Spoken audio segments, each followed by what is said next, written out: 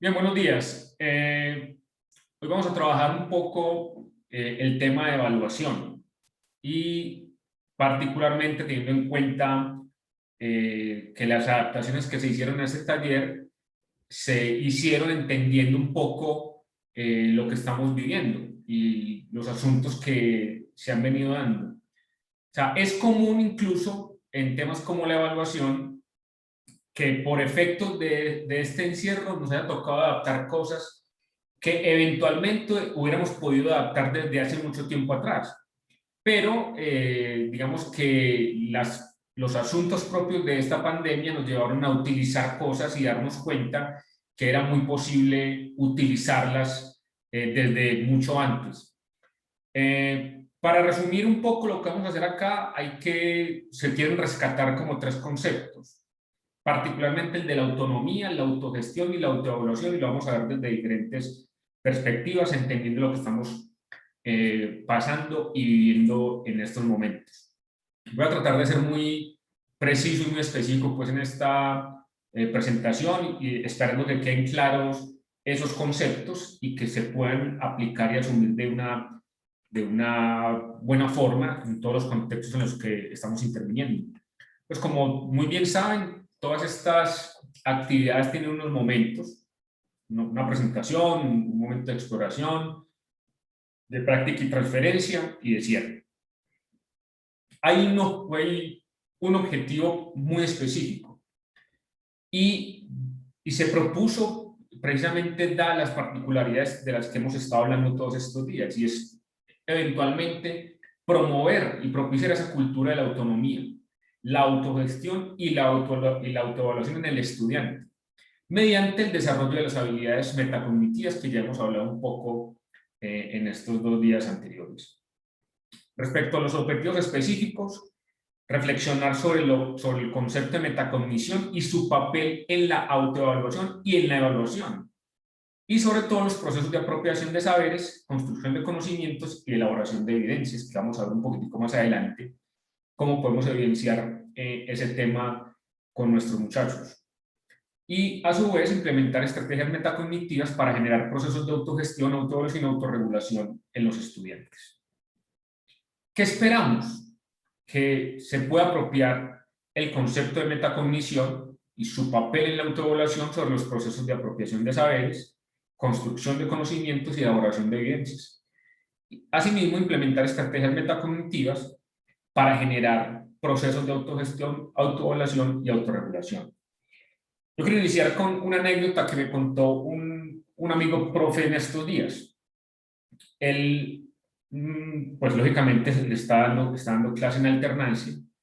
En la última semana aquí en Antioquia, eh, por efectos de un contagio que se dio en el colegio, mandaron a todos los grupos, a ciertos grupos para la casa, lo que implicó volver estrictamente a las clases virtuales. Y el profe me decía que veía que todos los niños conectados, a todos los niños los veía conectados. Y a unos niños, como es normal en un salón, los veía con mejor desempeño que otros. Hasta que un día, en esta evaluación parcial del primer periodo que están haciendo en algunos colegios, particularmente los de calendario A, él vio que hubo unos niños digamos, con unas calificaciones bajas, por llamarlo de cierta manera. Y el niño que vio con calificación más baja, en lo que fue producto de su evaluación, una evaluación escrita, a él le pareció muy extraño porque era un niño que tenía muy buenos desempeños cuando estaba en la fase presencial, un niño de los destacados del colegio. Entonces a él le llamó muchísimo la atención y, como es habitual, él habló con el niño, le dijo que qué pasaba, que por qué había pasado eso, si lo veía siempre conectado, lo veía trabajando, etc. El niño le dijo que no pasaba nada, quién sabe, una desconcentración, algo, de alguna razón le manifestó, y luego habló con la mamá y la mamá le dijo, pues profe, yo lo veo al niño permanentemente conectado, lo veo en clase, lo veo participando y no sé, a mí me parece muy raro. Y desde que empezó, digamos, todo el tema del encierro, el niño, desde la fase presencial hasta la virtualidad vino en una fase como de descenso en las notas, Sin embargo, el profe siguió indagando y se dio cuenta por otro chico del salón que durante la clase se conectaban un grupo de niños, mientras escuchaban la clase o en la clase o participaban en la clase, se conectaba un grupo de niños a jugar videojuegos, en el mismo momento de la clase. Entonces, el profe volvió a hablar con el niño, le preguntó que si eso era verdad, el niño pues, agachó la cabeza, le confesó que era cierto, además el niño le confesó que él no se sentía cómodo con las clases virtuales, le confesó que era muy difícil para él, que era mucho más fácil conectarse a jugar con sus amigos incluso durante la clase. Pero el profe, ¿qué hizo? Aprovechó, digamos, esa reflexión del niño para entender cosas que estaba viviendo, que a lo mejor no había diseñado bien, pero se encontró con una serie de aspectos mucho más favorecedores desde el punto de vista de la autocrítica, desde el punto de vista de la autogestión, de la autonomía y de la sinceridad del niño. Que en algunos otros casos, como el mismo profe me decía, pues se pudo haber ocultado hasta el final. Simplemente se hubiera notado como una baja en el rendimiento académico de un niño. Pero digamos que él allí encontró otra serie para fundamentar parte de sus actuaciones como docente en el marco de la virtualidad, aprovechar parte de esa experiencia para socializarla con el grupo, hablarla con el grupo y generar unas reglas en la disposición de su clase. Entonces, digamos que esta reflexión la quiero hacer es precisamente porque seguramente son cosas que pasan y pasan habitualmente, pero también es la oportunidad para apropiar este tipo de reflexiones a la forma en la que establecemos una comunicación evaluativa con el niño o de autoevaluación con los niños, que no pasa simplemente por decir el hecho de cuánto se merece estar o por cuánto te mereces estar acá o qué pensás de tu merecimiento en tu clase o cuál ha sido tu desempeño. Si en este caso el profe no hubiera llegado a indagar estas cosas que se dieron con este niño, seguramente en una autoevaluación fría, como normalmente se hace, el niño pudo haber dicho que él se sentía bien y que su merecimiento en la clase era tal. Pero desde el punto de vista de la autonomía, de la autogestión y la autorregulación, el niño manifestó en un proceso autoevaluativo que él definitivamente tenía que perder la clase. Así lo manifestó el niño. Él debía perder la clase. Entonces, ese proceso mental, cognitivo, que llevó al niño a decir que no lo estaba haciendo bien, hoy es mucho más rescatable en ese tipo de procesos mediados por la situación en la que estamos, en la que debe prevalecer asuntos como la sinceridad, la comunicación efectiva entre el docente y los alumnos y un trabajo permanente entre todo el grupo. Entonces, digamos que eso es parte de la reflexión con la que queremos iniciar este pequeño taller del día de hoy. Ahora sí, ¿qué buscamos nosotros? O sea, que cada uno piense qué o que llevemos a los docentes a que piensen qué. Primero, que se pueda reconocer la autoevaluación y la autogestión del estudiante en los procesos de evaluación y que deben ser tenidos en cuenta a la hora de la atención curricular. Nosotros hacemos eso, o sea, entendemos esto como un verdadero papel dentro de la estructura evaluativa, o seguimos pensando que la evaluación sigue siendo esa misma estructuración de procesos de poner una serie de notas, o de verdad entendemos eso que está sintiendo el estudiante o lo que no nos manifiesta, y tenemos la intención de entender eso que no nos está diciendo. Eso es parte de esa tarea de la autoevaluación. Entonces, estas preguntas tienen que llevarnos a que podamos empezar a reflexionar sobre eso. Por ejemplo, es el momento de realizar la evaluación de sus estudiantes. Hace seguimiento y valora la construcción de evidencias como aprendizajes producto de la metacognición.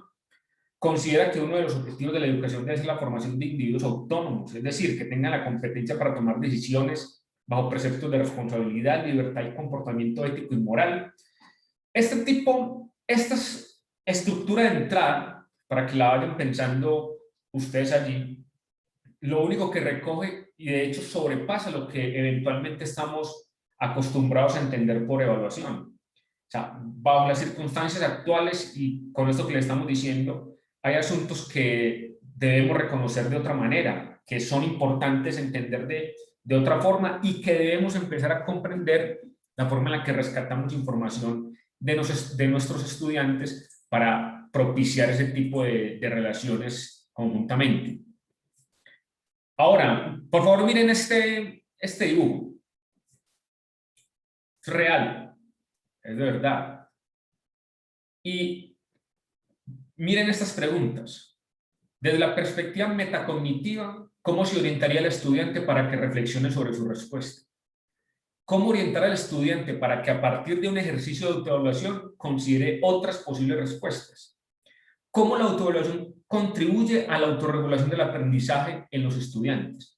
Si esta fuera una tarea de ustedes y un estudiante responde esto, un niño o una niña responde esto, a partir de estas preguntas, algunos de ustedes, ¿qué les dirían?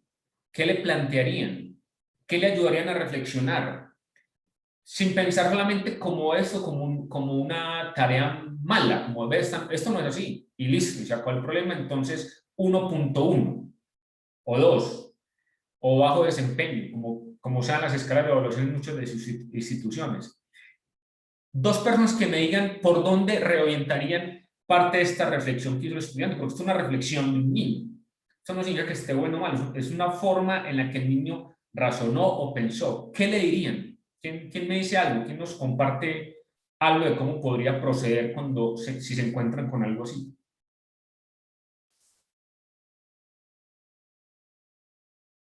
Están desayunando, pues. Yo. Bueno, bien pueda. Bueno, buenos días a todos, primero que todo. Para responder, para mí la tarea está bien hecha porque precisamente es el contexto el que está viendo el niño.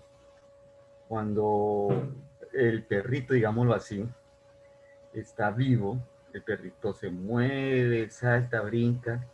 Cuando está muerto, entonces los niños asimilan ese no vivo con la palabra muerto. Entonces es como el contexto en el que viven los niños. Por eso, desde esa experiencia, de esa perspectiva que el niño ha vivido, metacognición, orientaría al estudiante, bueno, ya has dicho que no, que está muerto, que no se mueve. Entonces, siguiendo esa idea de no se mueve, tomemos entonces la idea de ser no vivo, de que no se mueve, de que no tiene respiración, de que no se ríe, no salta, no brinca. Entonces, a partir de esa idea, orientemos al niño hacia los seres no vivos. Esa sería la respuesta para la segunda pregunta. ¿Cómo Precisamente orientar? con la segunda pregunta, a mí me gustaría como que reflexionar otra cosa. Seguramente la intención del docente aquí era otra, buscando Uh otro -huh. tipo Sí, de claro. respuesta. Que después de que se encuentra uno con esto, ¿hacia dónde puede volver a llevar a los niños a que encaucen parte de sus respuestas? ¿Por dónde le orientaríamos? Independiente de que el niño ya haya respondido esto, ¿por dónde le podemos volver a reorientar parte de esta tarea? A ver, Sandra. Buenos días, compañeros. Lo que pasa es que a veces el problema no está solo en la respuesta, profes, a veces está en la forma de preguntar, ¿sí? Entonces, cuando uno se encuentra con respuestas como estas, tan audaces, me parece genial la respuesta en primer lugar porque están preguntando simplemente, haciendo una clasificación de los que están vivos y los que no.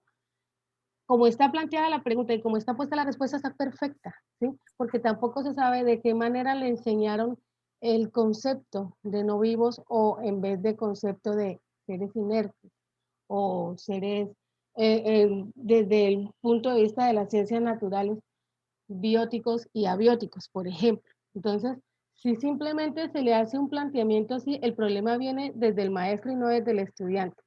Si ya nos encontramos con esta respuesta, pues la respuesta así solita como está correcta. Habría que detenerse como maestro a preguntarnos de qué forma estoy preguntando yo y de qué forma estoy redireccionando esas respuestas con las que me salen los estudiantes. Quizás el maestro no estaba esperándose esta respuesta jamás Quizás ahí debió haber dibujado una roca o no sé, un pedacito de metal. Pero cuando uno se encuentra como maestro con una respuesta de estas en primaria, primero este niño tiene una capacidad excepcional de poder determinar que un ser que estaba vivo ya no lo está y lo hizo correctamente, inclusive con las paticas de para arriba.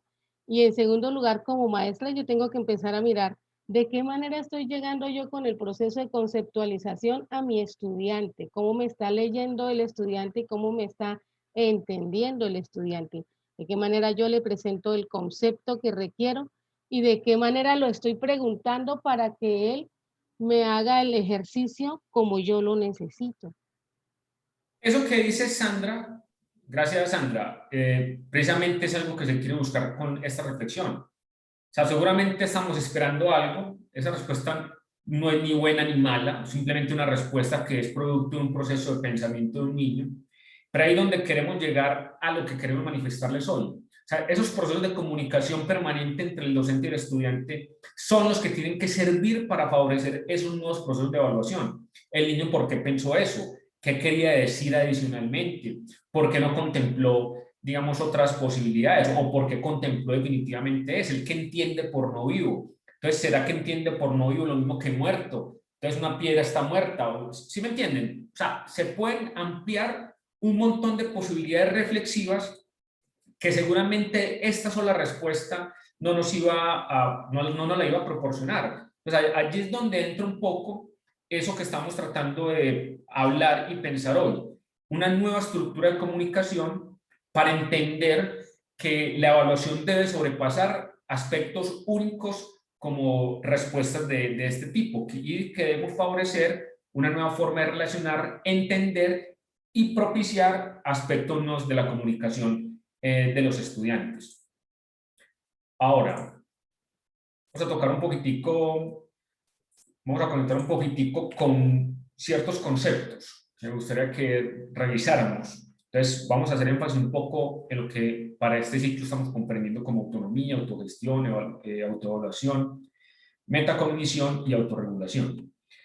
Desde esta perspectiva, con las circunstancias actuales, como les decía al principio en el caso que les mencioné, hay un concepto clave y es la autonomía.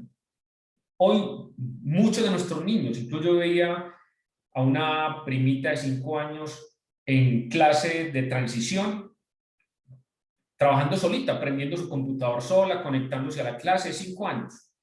Eso es fomentar la autonomía, que a lo mejor en ciertos espacios de presencialidad todavía no lo hubiera adoptado. Hoy muchos de nuestros niños están naciendo y están creciendo con unos aspectos de disciplina propios. Hoy un niño de 3, 4 años sale y es el primero que se pone el tapabocas, es el primero que exige que se laven las manos, porque es lo que creció, es lo que está viendo.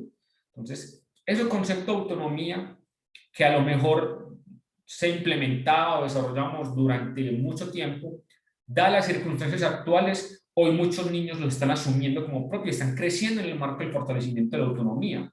Y nosotros debemos propiciarles eso también al interior de nuestros procesos educativos, fomentando unos nuevos procesos de autoevaluación, fomentando nuevos procesos de autorregulación, nuevos procesos de autogestión y principalmente nuevos procesos de metacognición que van a ayudarle a un niño no solamente a plantear respuestas a unas tareas, sino que pueda comunicar, entender y apropiarse de aspectos propios de lo que es su quehacer formativo. Y la invitación con este taller de evaluación es que precisamente podamos llevar a nuestros niños y niñas a que piensen de esta forma y que lo entiendan también de esta manera.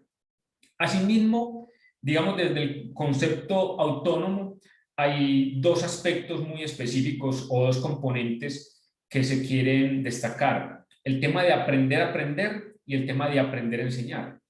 Y ese tipo de cosas posibilita aspectos del desarrollo de las habilidades cognitivas que estamos buscando en nuestros procesos permanentemente. ¿Y qué es eso? Que los niños aprendan a hacer lectura crítica, que puedan estudiar situaciones o casos de su vida cotidiana, que aprendan a solucionar problemas a partir de nuevos procesos de razonamiento y de resolución de problemas, y sobre todo que tengan una capacidad argumentativa. Miren que todo lo que hemos hecho, por lo menos desde las áreas disciplinares, están orientadas a que llevemos al niño a que asuma una nueva forma de pensar.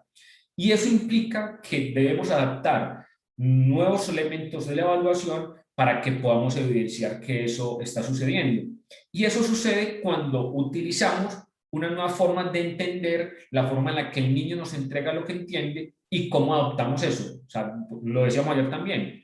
Si un niño me entrega una tarea, yo veo una tarea, la califico y ya, no pasó nada más. Yo no reflexiono con el niño, no les proporciono nuevas cosas, no contemplo temas de debate, de una contraargumentación, si yo digo que está mal, él cómo se defiende ante eso, o el qué tiene para decir, o cómo me lo complementa. La evaluación debe llevar a eso, a que se puedan emitir nuevos juicios, a que podamos entender la forma en la que el niño razona, en la forma en la que piensa. Hacia allá tenemos que pensar esto precisamente para empezar a formar una nueva generación de niños autónomos, pero autónomos también en su pensamiento, en la forma de aprender y en la forma de enseñar. A mí me gusta hacer muchos experimentos con niños chiquiticos, con niños de 2, con niños de 3 años, precisamente porque eso es un momento clave en la que su mente está preparada para generar nuevas adaptaciones al aprendizaje. En estos días, en la casa de una cuñada, ella tiene una niñita de 2 años. La niña de 2 años siempre veía a la mamá lavar la ropa y colgarla. Y yo le dije que por favor, Salomé, vaya extienda la ropa. Y vaya extienda la ropa. Y la niña hizo exactamente lo que hizo la mamá. Coger el gancho, subir el gancho, colgarlo. ¿Por qué?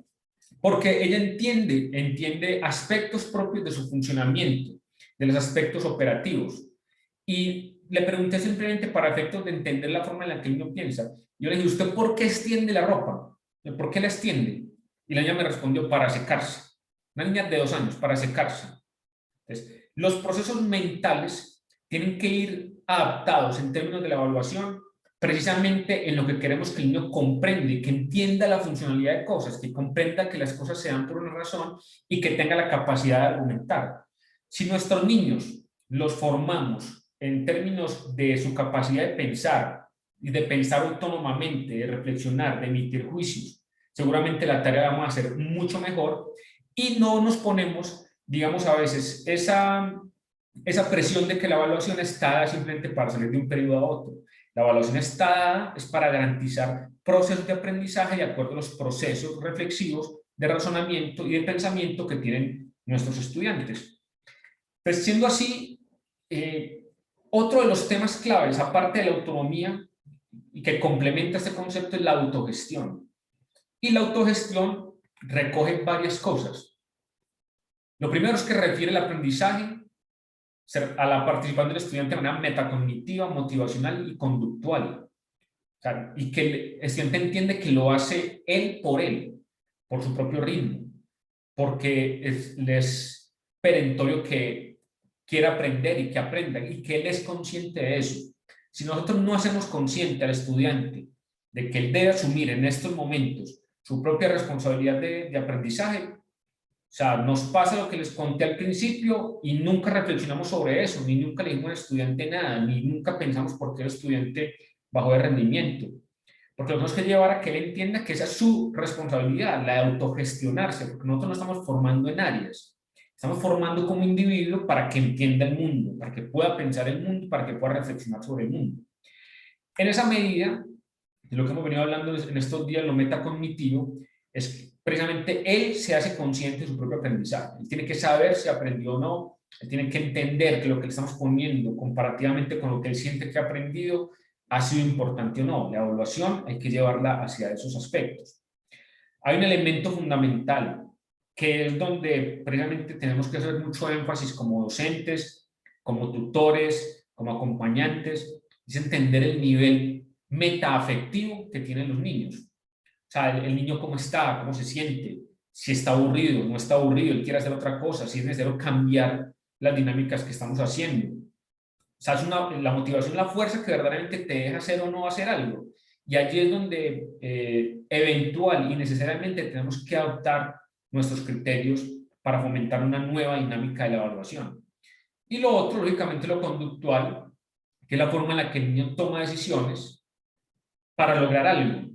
O sea, si unimos en el marco de la autogestión los aspectos metacognitivos, motivacionales y conductuales, o más que unirlos, los tratamos de comprender para facilitar unos procesos de interacción con el estudiante, es allí donde evidentemente podemos hacer ajustes y cambios en la forma en la que evaluamos a nuestros niños, saliéndonos un poco de la estructura tradicional de la forma en la que hemos hecho y que implica también, como hablamos en el ciclo de apertura, reflexionar sobre los sistemas internos de evaluación, que dadas las circunstancias actuales implica entenderlas también de otra forma. Ahora, uno de los temas que más hemos hablado en evaluación, pero también siento que se ha hecho mal, porque hemos entendido la evaluación, la autoevaluación como un concepto de opinión personal que normalmente es buena, de lo que yo hago. Entonces un niño te evalúa, un joven se autoevalúa pensando en que eso que va a decir le va a mejorar sustancialmente la nota en una materia. La autoevaluación tenemos que llevarla a un espacio mucho más autorreflexivo, que haga parte de una tarea permanente de lo que, y que de hecho sobrepase el tema de una nota final. La autoevaluación tiene que ser un ejercicio de aprendizaje en el que el estudiante realmente valora lo que él ha hecho en el marco de su desempeño, no solamente académico. Y hacia allá, y lo tenemos que reforzar con la forma en la que el estudiante valora sus evidencias, las presenta, las argumenta, las comenta, las habla o las presenta.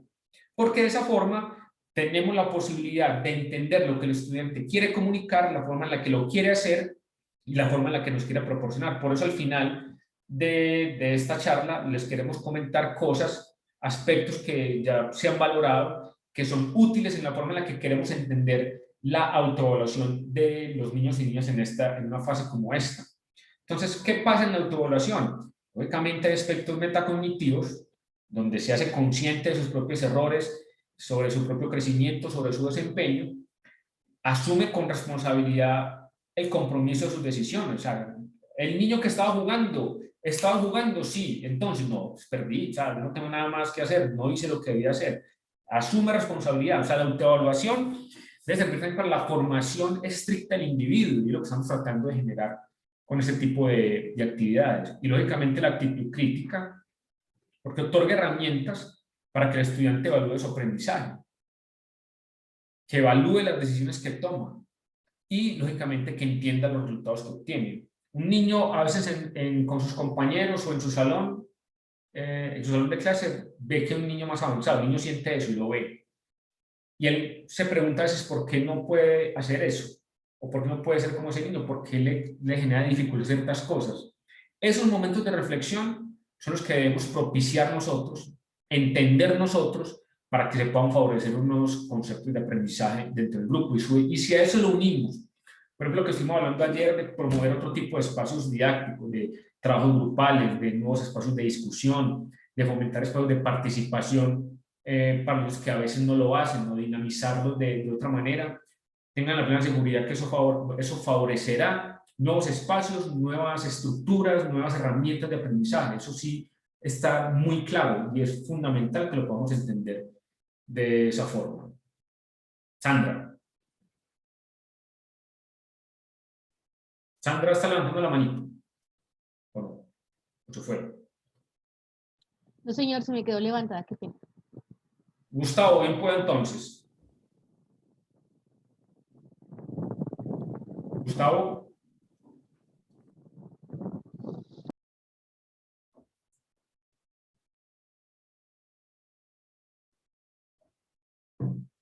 Seguimos entonces, Gustavo. Si no sé si quieres participar, no tienes el micrófono encendido. Sí, señor. ¿Sí? ¿Qué cosas? ¿Ahora sí me escuchan? Sí, señor. Ah, ok, bueno, profe, buenos días para todos. Pues teniendo en cuenta pues lo que estamos hablando precisamente, yo había escuchado un término hace unos años sobre la evaluación formadora, que es pues diferente a la evaluación formativa y precisamente habla sobre lo que su merced está comentando. Creo que en Singapur y esto ya lo están abordando, y la diferencia está precisamente en esa autonomía, pues porque la evaluación formativa el docente es el que la dirige, la orienta, el que le dice al estudiante prácticamente, o sea, el docente es el que se hace responsable de la evaluación. En cambio, en la formadora, el estudiante es el que es consciente de lo que está haciendo y el que mismo se está evaluando y el que está haciendo, pues, el seguimiento de sus propios aprendizajes, ¿sí? Yo pienso, pues, que incluso creo que en el informe McKinsey hablaban algo sobre estos tipos de evaluación, ¿ya? Entonces, por ese lado, pues, para tenerlo en cuenta. Lo otro, profe, es que la autoevaluación, el problema de la autoevaluación está en que siempre la dejamos es para el final del proceso y no hemos logrado, digamos, comprender muchos profes que la autoevaluación se debe dar desde el principio y debe estar acompañada de unos instrumentos de evaluación, de unos criterios claros de evaluación para que pueda llegar a buen término, ¿sí? Si nosotros la dejamos la autoevaluación solamente como la pregunta de que cuánto usted cree que se saca, incluso hasta argumenteme su respuesta, ahí no estamos haciendo ningún proceso de autoevaluación porque en realidad no se está evaluando el proceso desde el principio y no se le ha hecho un seguimiento a ese proceso para que él pueda tener finalmente unos argumentos y yo como docente también sobre la autoevaluación que él mismo se está dando, ¿sí? Entonces era para eso nomás, profe. Gracias, Gustavo. De hecho, ahorita más adelante vamos a mirar un poco eso que se está manifestando. Y de hecho, en la carpeta del taller de evaluación hay una serie de instrumentos que los vamos a utilizar someramente acá en esta evaluación, pero que ustedes podrán profundizar mucho más en la carpeta que tienen. Y claro, indudablemente, hoy la evaluación tiene que ser una evaluación distinta, muy diferente, tal como la estamos manifestando y como estamos tratando de proponerla acá. Es una evaluación que conjuntamente fortalezca los lazos del aprendizaje que se dan en una comunidad. Y sobre todo entendiendo, como les decía al principio, comprendo que esto se puede haber hecho desde mucho antes. Pero hoy, dadas ciertas circunstancias, las estamos readaptando, estamos volviendo a traerlas cuando necesariamente es una muy buena forma de trabajar en la actualidad. Vidarte y seguimos. Buenos días. No solamente para señalar que esa parte de la evaluación es fundamental en términos de que los docentes que acompañamos antes que los estudiantes deben entrar a esa reflexión y que entiendan que la autoevaluación pues maneja esos tres elementos que están allí en la presentación. Porque como miramos en el ejercicio primario que el profe señala allí de la respuesta del niño, y lo reflexionaba la profe que hizo la intervención, es el tipo de pregunta que está el docente realizando.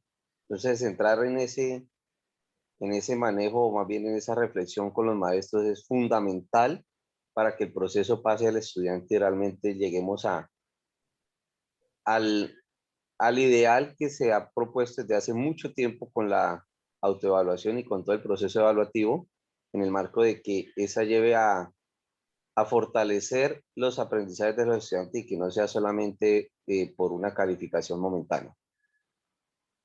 Hay una serie de investigaciones que pueden revisar sobre unos profesores de acá en la Universidad de Antioquia que en primaria, en un proceso de autoevaluación durante todo un año, les preguntaban a los niños que por qué se calificaban eso, por qué se calificaban. No hubo nadie que se calificara mal, todos se calificaron bueno, muy bueno o excelente.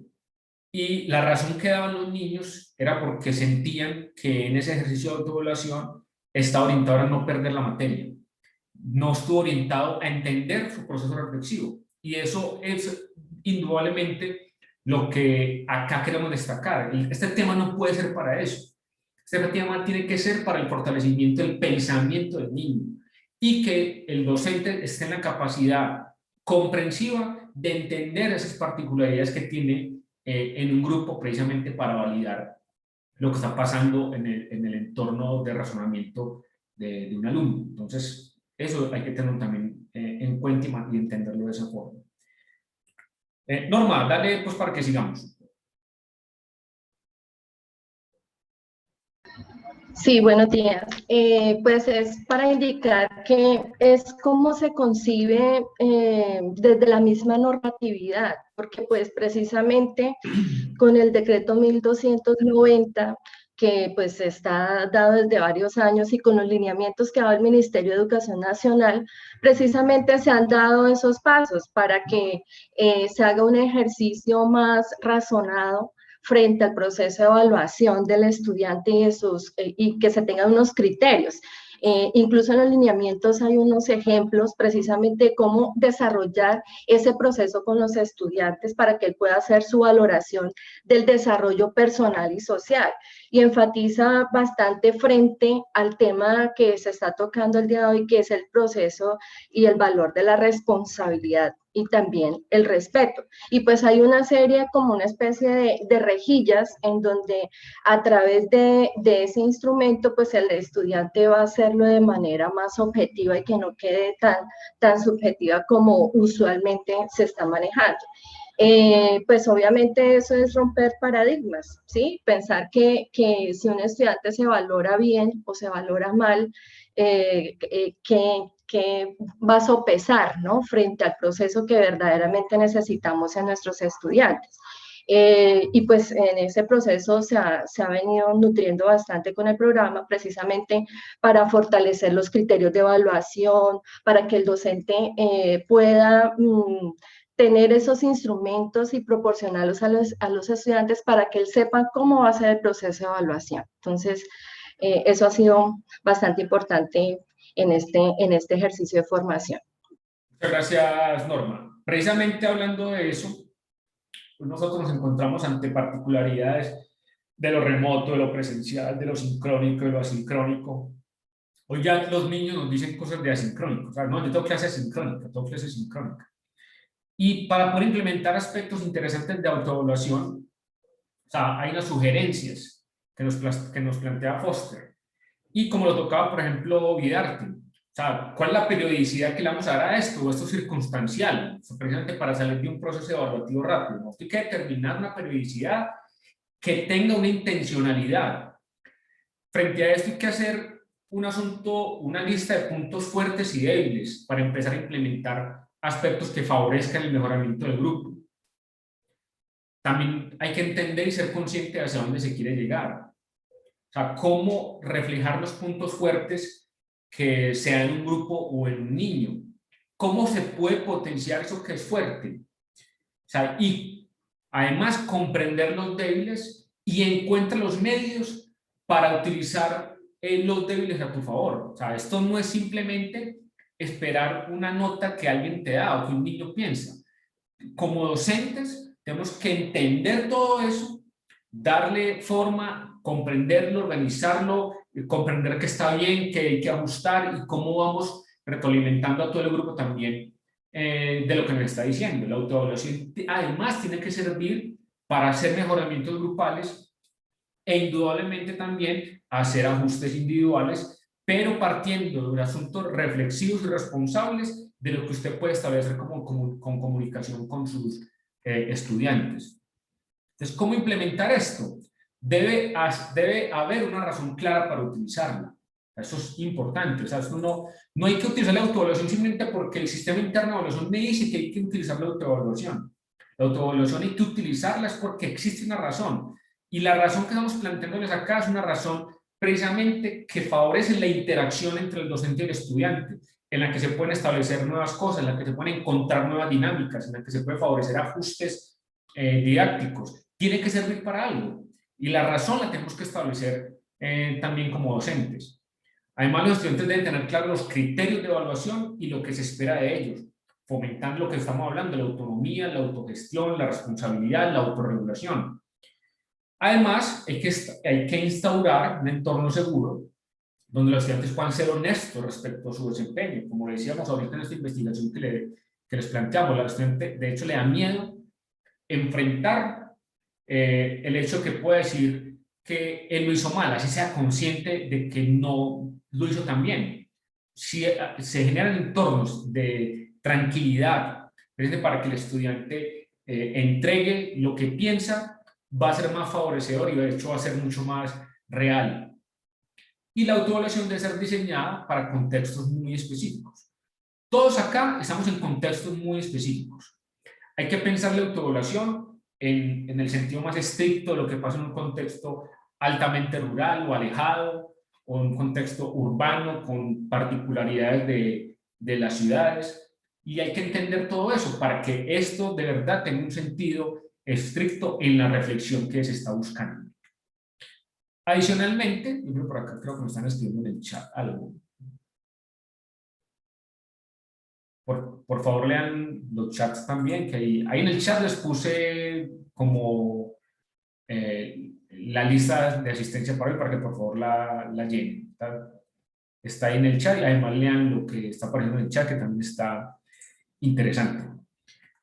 Miren, ahora reforzando un poquito este tema de la metacognición, que lo hemos tocado pues durante esta jornada. Básicamente es eso, que hay una conciencia del sujeto sobre sus propias formas de aprender y la regulación que ejerce sobre su propio aprendizaje. O sea, ayer estamos hablando, que el estudiante sea consciente de lo que está aprendiendo, cómo lo utiliza, dónde lo utiliza, pero que también sea consciente de hasta dónde ha podido llegar. Y eso no tiene que servir simplemente para poner una nota, o para poner una reflexión, o para poner una calificación, una escala. Tiene que servir para entender cómo voy llevando a un estudiante a que siga creciendo autónomamente en su proceso de aprendizaje. Entonces, el conocimiento metacognitivo, digamos, entiende dos cosas, el saber qué y el saber cómo.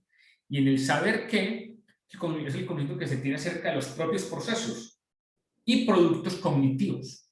Y es el conocimiento que las personas construyen respecto al propio funcionamiento cognitivo. Eso hace referencia a ¿qué? A un conocimiento declarativo. O sea, es lo que el niño sabe qué hacer, él sabe algo. Pero también hay un conocimiento procedimental que a veces lo hemos dejado un poquito de lado y que representa es la capacidad de supervisión, regulación y organización de los propios procesos y productos metacognitivos.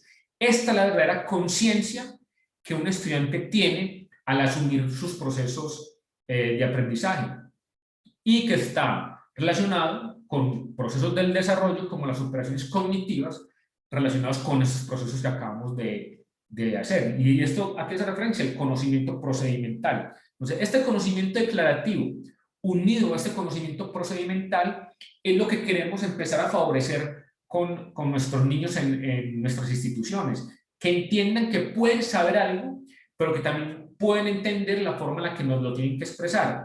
Y que como docentes y como institución estamos en la capacidad de entender lo que el niño me está tratando de decir, de adaptarlo y dar mi concepto respecto a ese proceso evolutivo que cada niño tiene. Entonces, siendo así, estamos buscando ciertos temas relacionados con la autonomía y con la autorregulación, como lo hemos manifestado. Y este concepto en particular de la autorregulación lo queremos destacar como un proceso a través del cual los estudiantes mantienen conductas, emociones y afectos orientados al logro de metas. Pero lo más importante acá es que tengan la capacidad de expresarlo y el docente tenga la capacidad de entenderlo y de descifrarlo en un contexto tan complejo como el de la educación. ¿Y por qué? ¿O qué es lo que estamos buscando con este aspecto de la autorregulación? Que los estudiantes sean cada vez más autónomos al aprender a aprender. Entonces, esta es la esencia fundamental de lo que estamos buscando nosotros con este concepto de evaluación o con este taller de evaluación. Que el estudiante entienda él mismo hasta dónde puede ir, pero que él mismo también entienda cómo puede gestionarse, cómo puede aprender nuevas cosas y cómo puede empezar a asumir nuevamente sus procesos de aprendizaje personal y autónomo.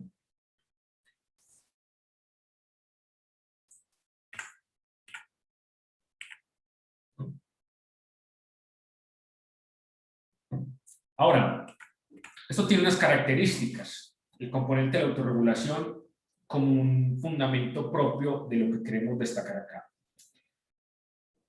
Hay tres aspectos que hay que entender, o tres características que hay que comprender en la autorregulación: la conducta, la motivación y la cognición.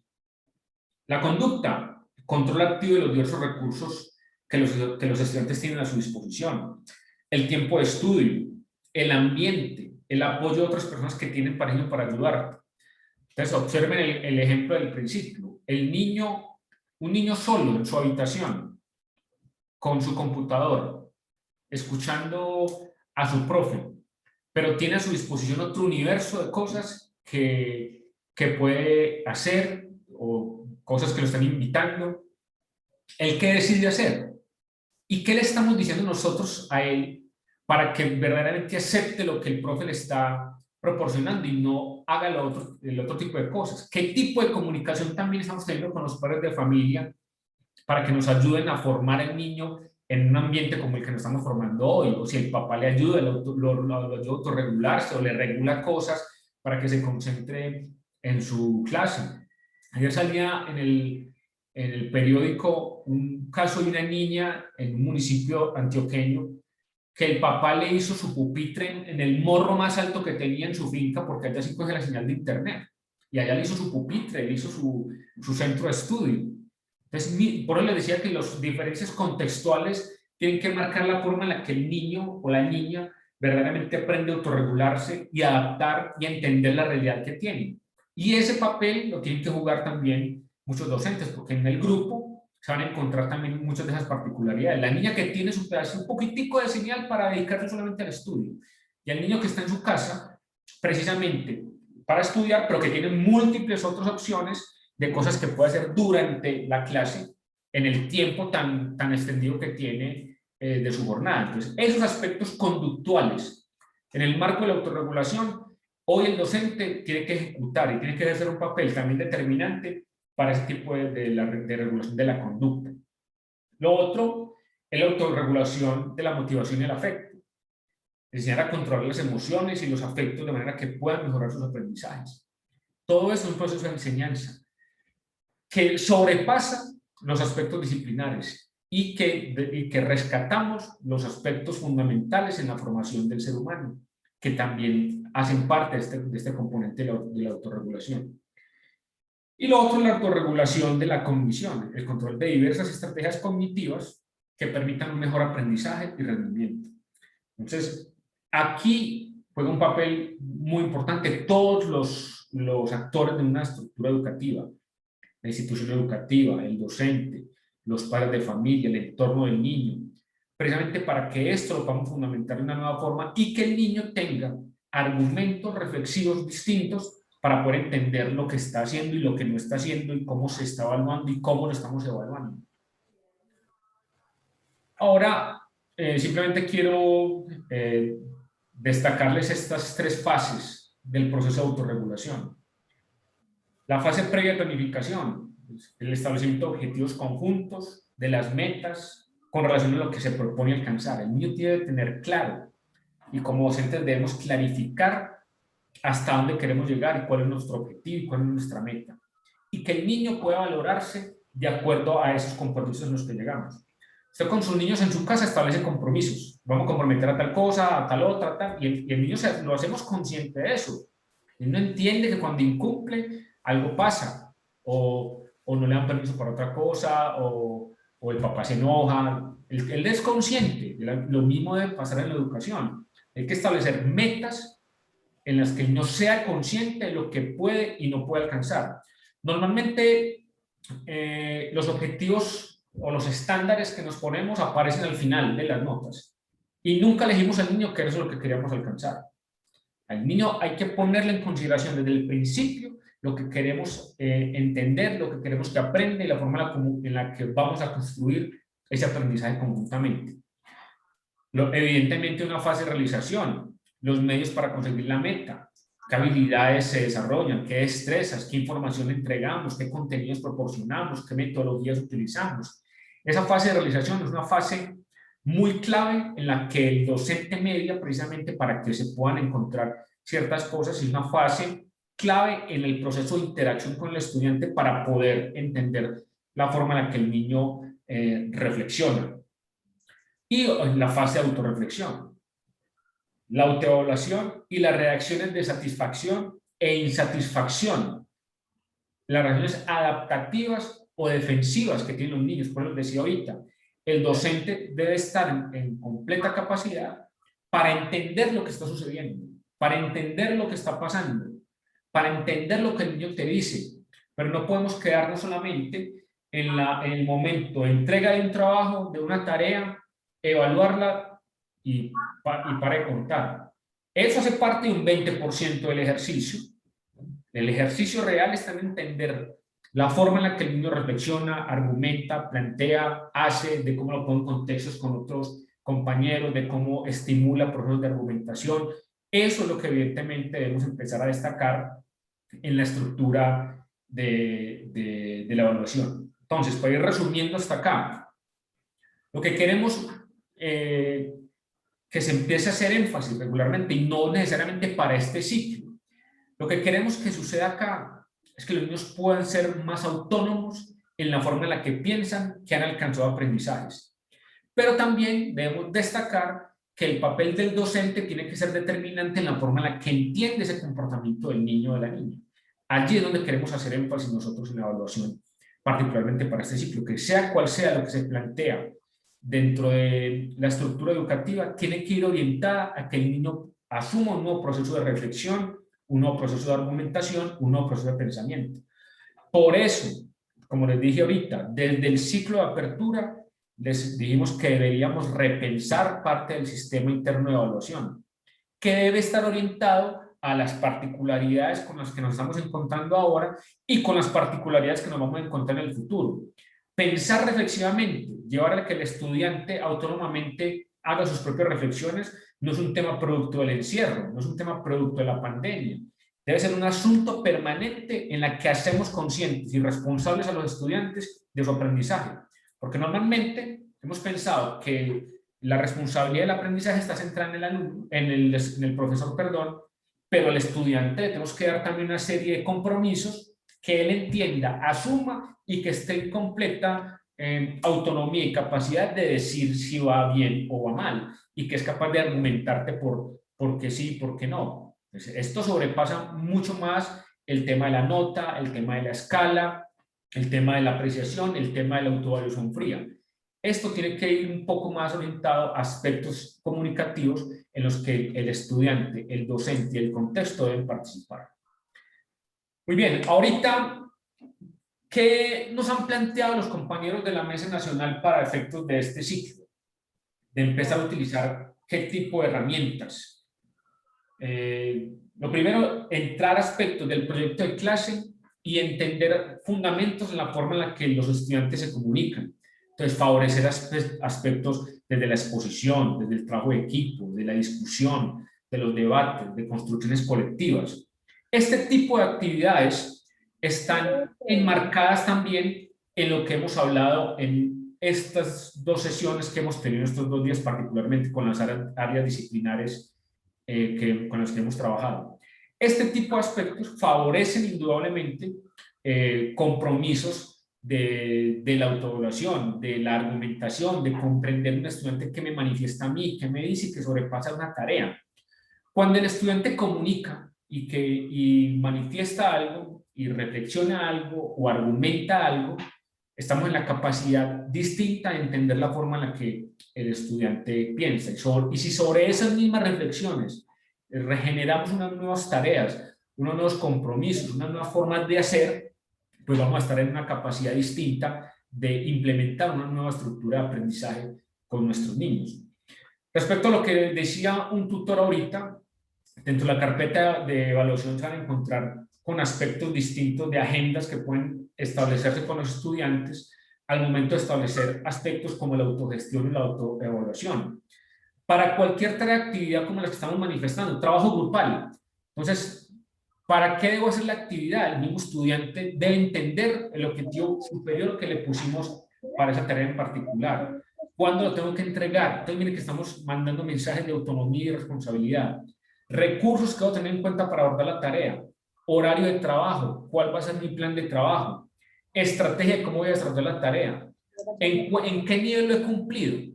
O sea, el tema de plazos es importante para que uno entienda el grado de cumplimiento.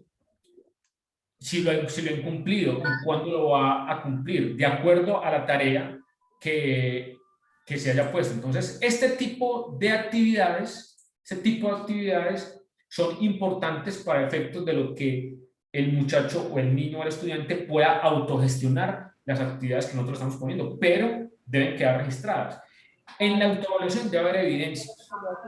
No es simplemente la percepción de lo que un niño te dice o no te dice, o te manifiesta o no.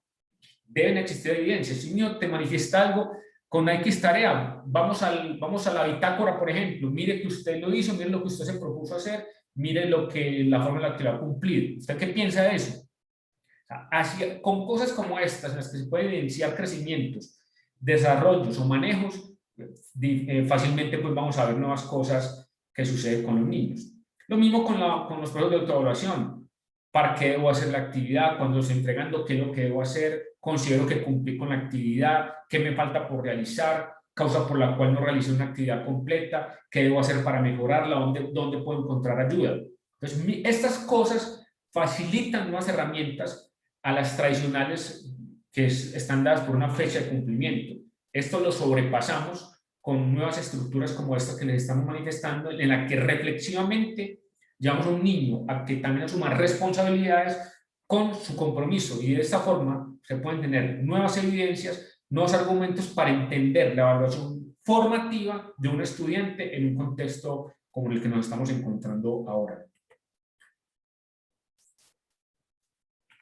Desde esta perspectiva, pues me gustaría que participáramos, digamos, con un par de reflexiones como las que le estamos manifestando.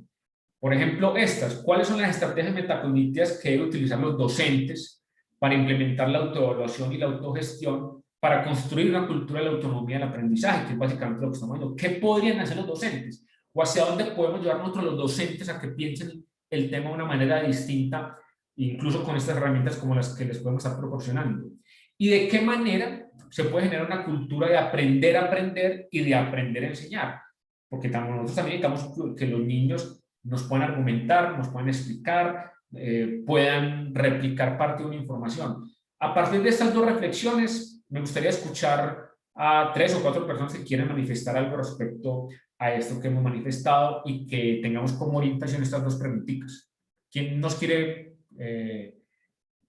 participar algo? ¿Qué se podría hacer? ¿Hacia dónde podríamos llevar a los docentes? Norma, bien pueda.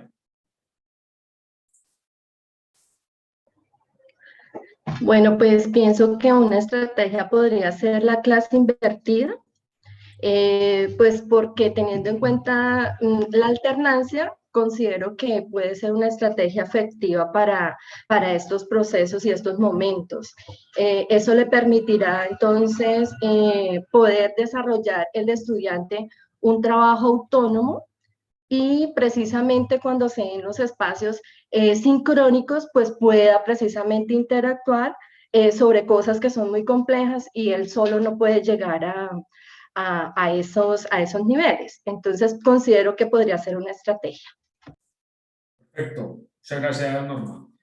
¿Alguien más que quiera comentarnos algo, que nos cuente una experiencia, que cuente lo que se encuentra en su institución en términos de evaluación y que pueda facilitar otro tipo de mecanismos de ajuste con lo que estamos viendo hoy? ¿Quién nos quiere decir algo?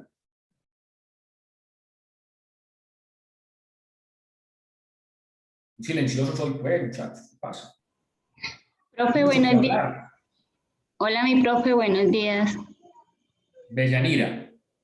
Sí, señor, buenos días. Bueno, con respecto a esas estrategias cuando uno trabaja con niños tan pequeños, por ejemplo, en el grado primero, es muy importante uno saber cómo puede orientar al papá, porque pues los papás en este momento, algunos no se pueden conectar.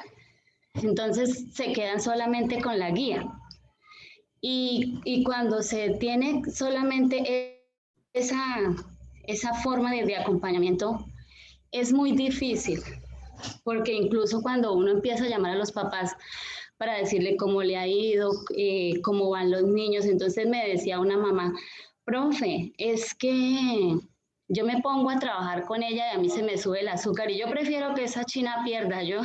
Bueno, miles de excusas. Entonces, pensando en eso, yo dije, bueno, yo tengo que diseñar un instrumento de valoración teniendo en cuenta pues la escala de la 1290.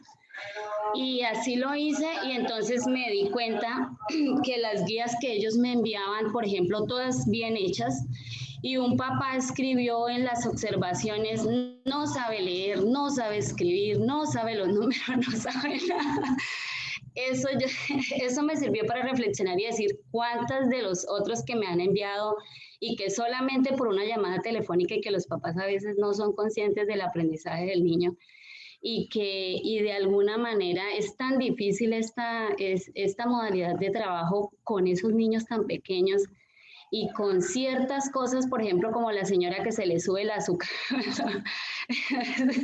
Entonces, esas son como algunas herramientas. Eso me gustó mucho, esa rejilla de valoración, porque muchos papás, sí, el niño aprendió tal cosa, pero le hizo falta la. Entonces yo digo, y yo decía, ¿cómo uno puede, con una guía, uno no puede decir si el niño sabe o no? Porque los papás le ayudan y la guía viene, ya ellos la han hecho. Entonces, pues esa es la experiencia. Mira, hay un preescolar aquí en el municipio de Antioquia que nos pidieron pues como una asesoría. Ya voy con Ángela. Y parte de lo que decimos para esos niños tan pequeñitos, esa parte de ciertas tareas asincrónicas que pueden hacer en su casa, es establecer con grupos pequeños, encuentros virtuales, en los que simplemente a partir de reflexiones empezábamos a hablar con los niños. Y simplemente poníamos una tarea con un grupo de 5 o 6 niños, nos juntábamos 20 minuticos y le empezamos a preguntar cosas, hacíamos juegos en vivo con los que todos participaban. Y así que veíamos, aparte de lo que podían reforzar asincrónicamente en casa, lo que veíamos en ese tipo de microencuentros eran las posibilidades de participación de un niño y de entender qué tipo de aprendizaje tenía o hacia dónde estaba llegando.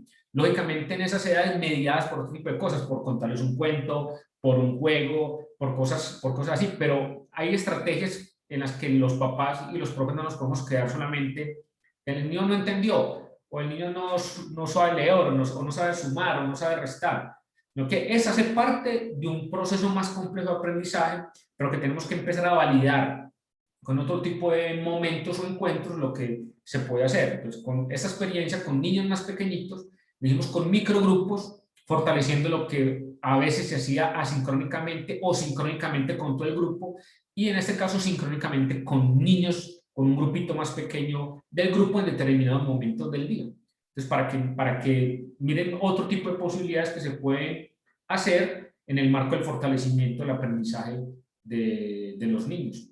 Ángela y Maribel luego. Muy buenos días para todos. Profe, a mí me parece que desde el área de español es una oportunidad muy interesante para que el chico aprenda a hacer esa reflexión con esos ejercicios pequeñitos de lectura en voz alta. Cuando el chico se escucha él mismo, él se está dando cuenta que está fallando y esos elementos le permiten al niño más adelante, desde cualquiera de las áreas, empezar a reflexionar.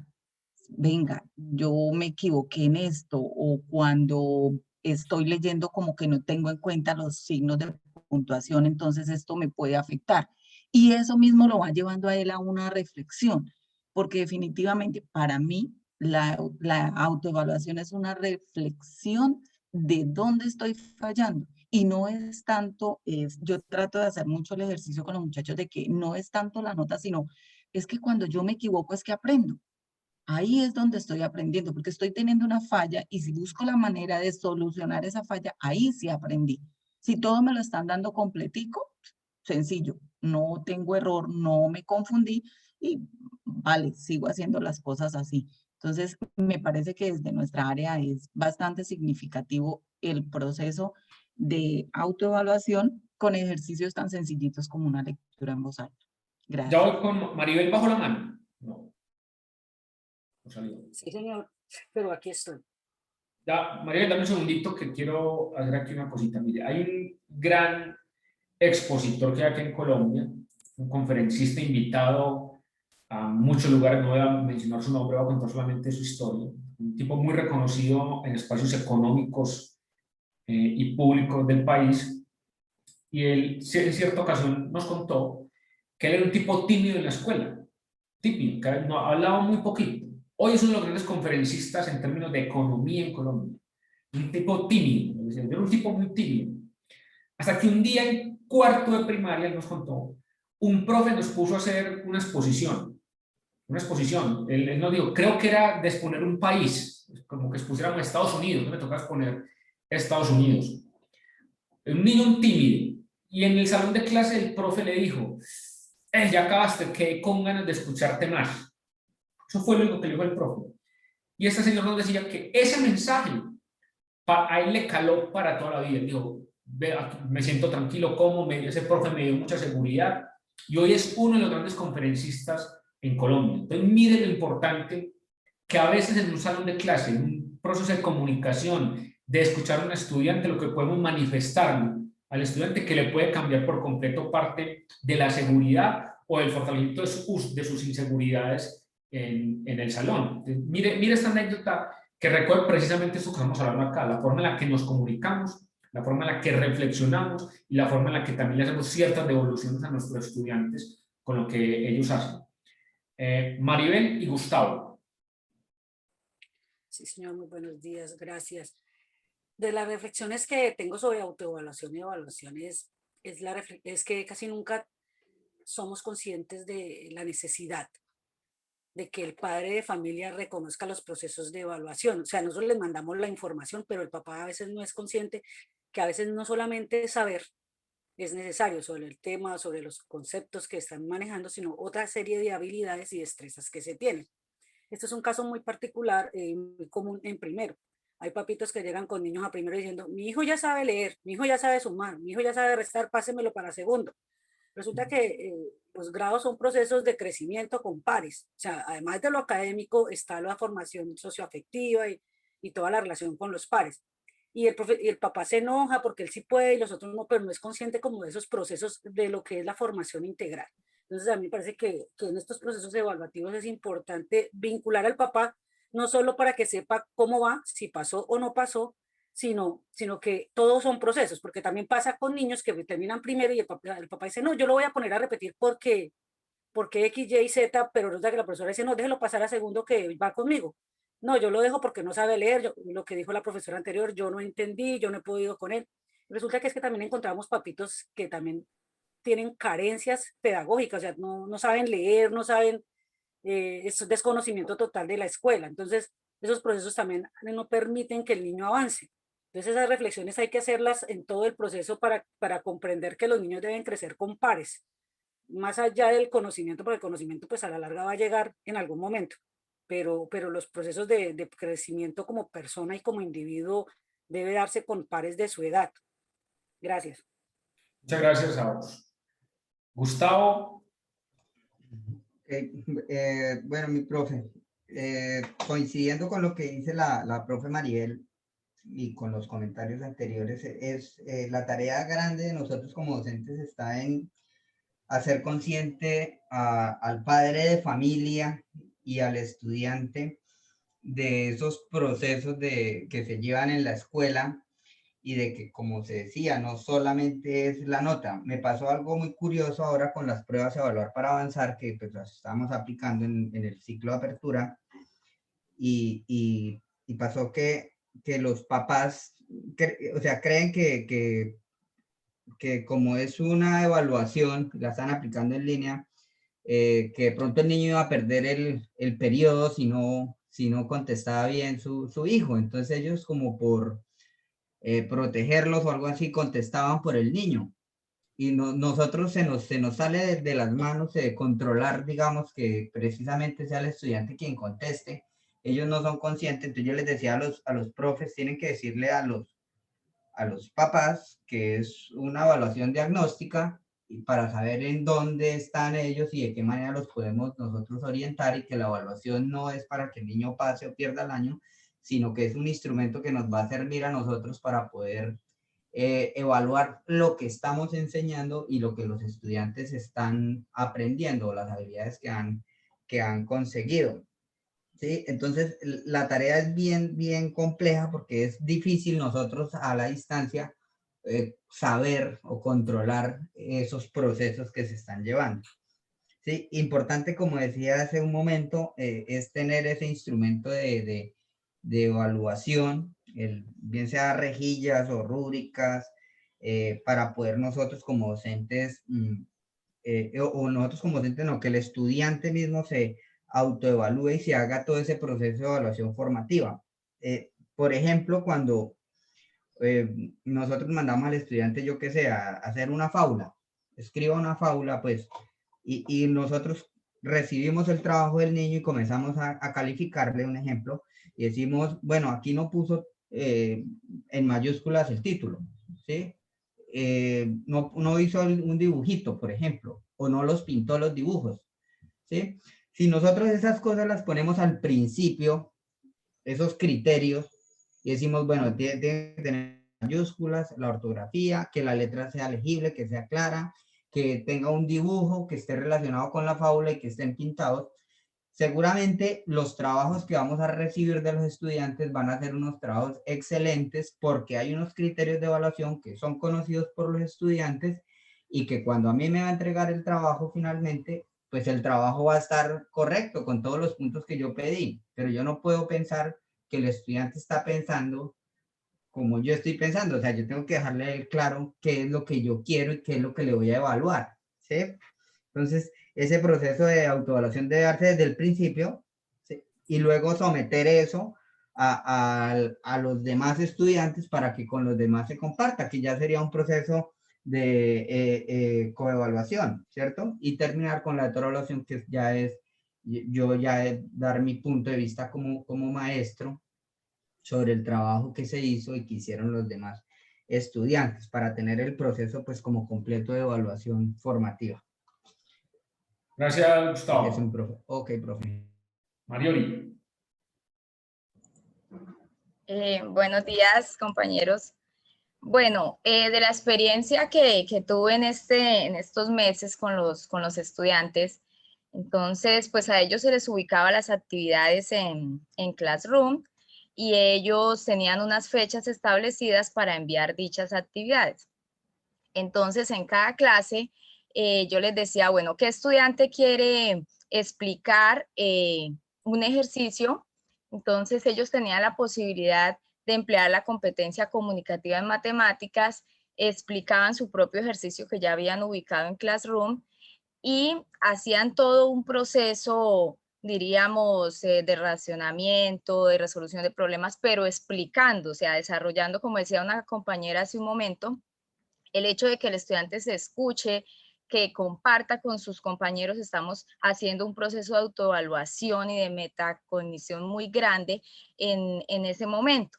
Entonces, darle la oportunidad al estudiante que hable de matemáticas, que explique, que, bueno, esto se convierte en algo muy importante para él. La otra es lo de aprender a enseñar. Nosotros también como profesores, pues es importante autoevaluarnos y también que los estudiantes nos den como esas pautas, ¿no? Porque no las sabemos todas. Hay veces que fallamos en algún aspecto y siempre un grupo se debe a su líder. El líder, los muchachos se parecen al líder en ciertas cosas. Entonces, ¿de qué manera nosotros estamos orientando también a esos estudiantes y que ellos también nos puedan decir qué cosas buenas tenemos, pero también qué cosas debemos mejorar? Entonces, también eso es importante en el punto de aprender a enseñar. No solo que sea hacia el estudiante, que se esté autoevaluando todo el tiempo, sino que nosotros también nos debemos autoevaluar. Gracias, Marioli. Y antes de ir con Freddy, quería manifestarte precisamente algo que estás diciendo que considero importante. Recuerden que nuestra primera tarea es precisamente influir sobre un montón de docentes que tenemos, a los que les tenemos que llegar con mucha de esta información, precisamente para que las primeras etapas reflexivas de este tipo de cosas las hagamos con ellos. Por eso este tipo de trabajos, este tipo de talleres, estos STS están orientados para que como tutores se las podamos llevar a los docentes y puedan entender, aplicar, ajustar y retroalimentar parte de sus intervenciones, que es allí donde queremos, digamos, focalizar parte de nuestras intervenciones.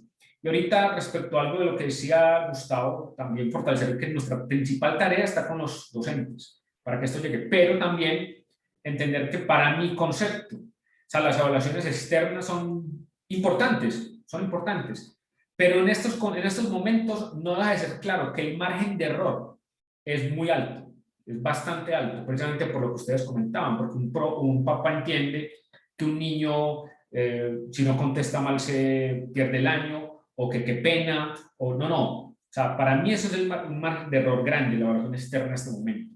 Pero sí considero muy importante que para efectos de las evaluaciones internas, sí tengamos una serie de herramientas, como las que estamos manifestando hoy, que abracen la autorreflexión, que le entreguen muchos momentos de responsabilidad y de autonomía. Si nosotros tenemos jóvenes autónomos, cuando van a una evaluación externa van a tener la capacidad de decir que es que eso tengo que responder soy yo, porque para eso lo estamos formando, para que tenga autonomía en sus responsabilidades individuales. De eso se trata el proceso formativo también. Entonces sí quería como hacer un poquito de énfasis en esos dos aspectos, en el tema de nuestra responsabilidad con los docentes y en el tema de nuestras particularidades con las evaluaciones internas y externas, que de hecho fue uno de los temas a los que les hicimos énfasis en el ciclo de apertura. Freddy, y continuamos. Gracias, Jorge. Buenos días y buenos días a todos los compañeros. Pues la verdad, Jorge, pues recogiendo ya las intervenciones de los demás compañeros y yéndonos más hacia lo que nos preguntas, en sí, la estrategia, pienso yo, no sé si de pronto la mayoría lo ha escuchado, es lo que estamos llamando hoy en día lo que es la clase o el aula invertida, ¿no? Es darle la vuelta a nuestro modelo tradicional, donde lo que empezamos a hacer es al revés, ¿no? O sea, que ya el estudiante es el que se vuelve protagonista en la clase. O sea, el estudiante deja de ser un actor pasivo a ser un actor activo. Pues con todo esto de la alternancia y la virtualidad, entonces vemos que la idea es optimizar ese tiempo de la clase.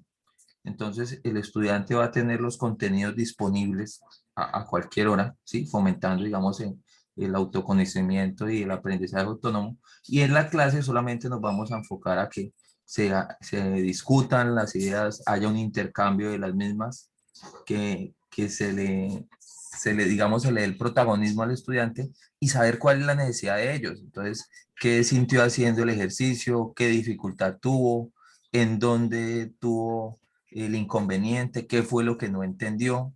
Entonces, se optimiza el tiempo de la clase y entonces ahí mismo vamos evaluando. Se está haciendo, digamos, una evaluación integral porque estamos viendo cuáles son las falencias y no estamos abordando, digamos, lo que el estudiante ya sabe, sino verdaderamente lo que se le está dificultando. Y lo que tú comentabas ahorita el señor que era tímido, entonces ahí es donde el muchacho, a raíz de la necesidad de preguntar, ¿sí? Entonces va a empezar a explorar esas dificultades y de pronto a potencializarlas, ¿no? Porque cuando de pronto un amiguito uno le dice, bueno, ¿y quién lo hizo de otra forma? O quién le quiere explicar al compañerito cuál fue la forma más fácil de encontrar el resultado. Y ahí de paso, entonces, estamos aprendiendo a enseñar y estamos aprendiendo a aprender, porque los estudiantes definitivamente todos los días nos están enseñando algo nuevo. Siempre los estudiantes nos están sorprendiendo con cosas que de pronto nosotros no esperábamos y ellos nos aportan precisamente para potencializar ese proceso de aprendizaje. ¿Listo? Gracias, Jorge. Imagínate, Freddy, donde eso que estás diciendo fuera una experiencia significativa digna de replicarse. O sea, el hecho de que podamos concretar cosas para que el estudiante haga otras, pero que la esencia esté en la discusión del grupo para fomentar otro tipo de cosas. Esa es una experiencia significativa bastante interesante que podría ser digna de ser revisada, replicada y mirar qué resultados se obtienen. Cosas como esas que, digamos, abordan otro tipo de componentes en la educación podrían ser muy interesantes. Entonces, ahí es donde consideraría yo que podríamos entender cosas distintas en el marco de la reflexión. Ahora, para que vayamos cerrando aquí, compañeros, miren, nosotros, así como los docentes que tenemos que acompañar, tenemos que invitarlos a ciertos aspectos en el marco pues, de este tema de la evaluación. Y aquí hay 5 invitaciones, 5 reflexiones que es bueno que asuman en el marco de las discusiones con sus docentes y con ustedes mismos. O sea, ¿qué actividades académicas en la formación remota, que es lo que estamos viviendo hoy, se podrían proponer a los estudiantes para generar procesos de autonomía, de acuerdo a eso que estamos hablando?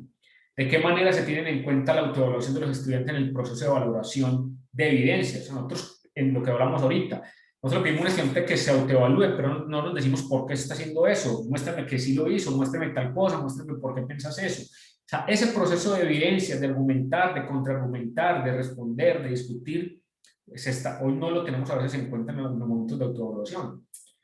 ¿Qué actividades se proponen con respecto a la generación de una cultura de la autoevaluación en el proceso de construcción de evidencias y de proyectos?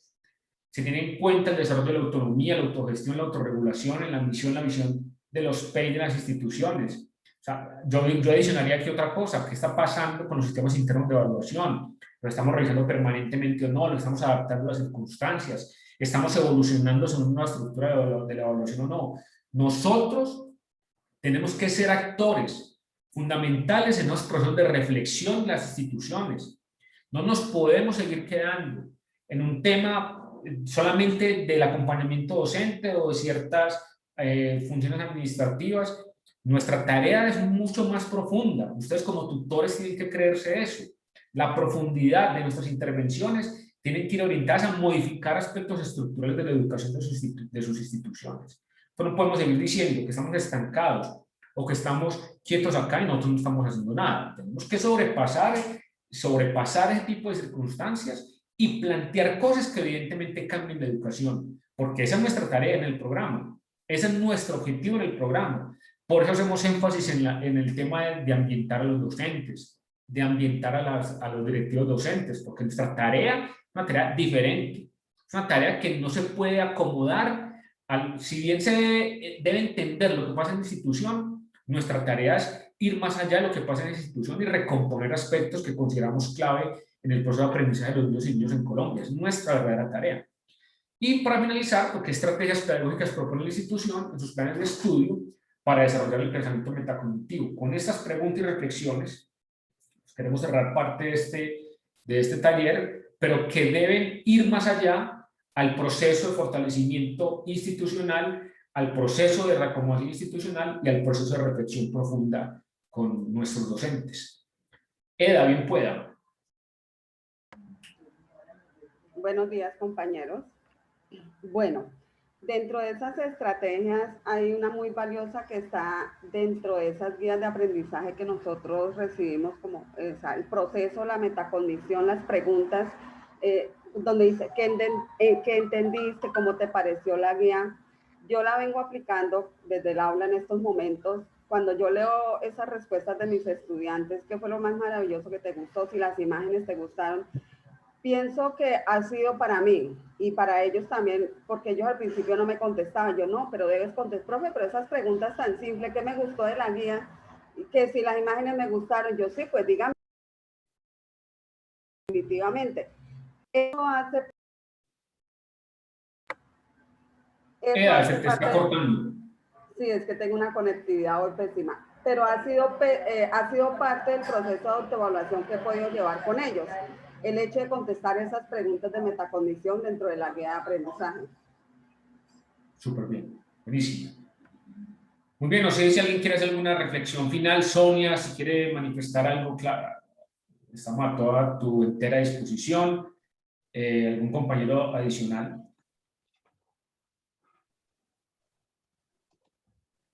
Bueno, entonces, vale. Sí, quiero decir algo finalmente y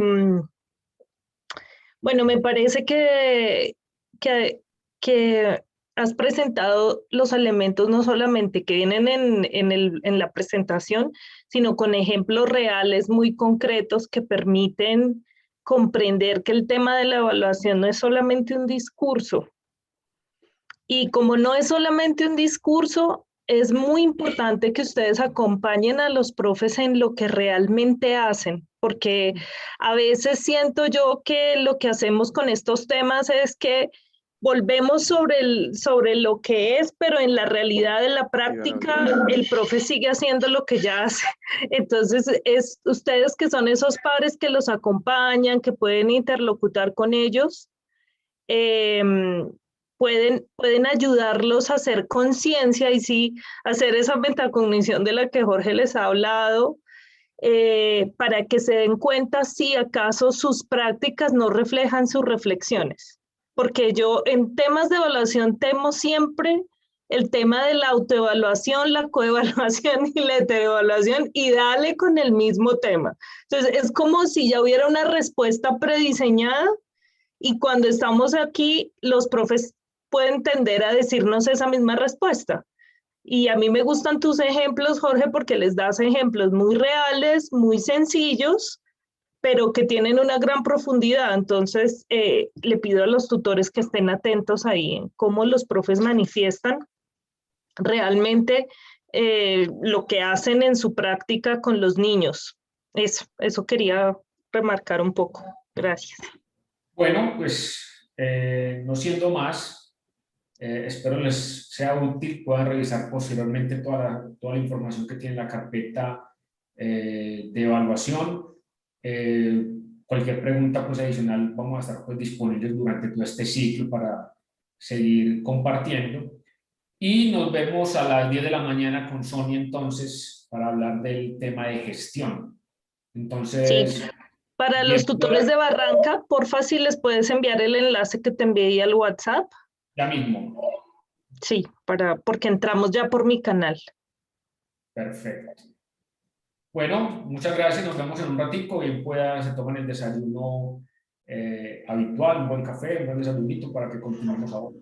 No los invite a desayunar porque si no ellos se lo toman literal. Sí, son muy literales todos. Muchas gracias. Gracias, Muchas profe gracias. Jorge. Nos vemos a las 10. Profe, gracias. Muchas gracias, profe Jorge. Gracias.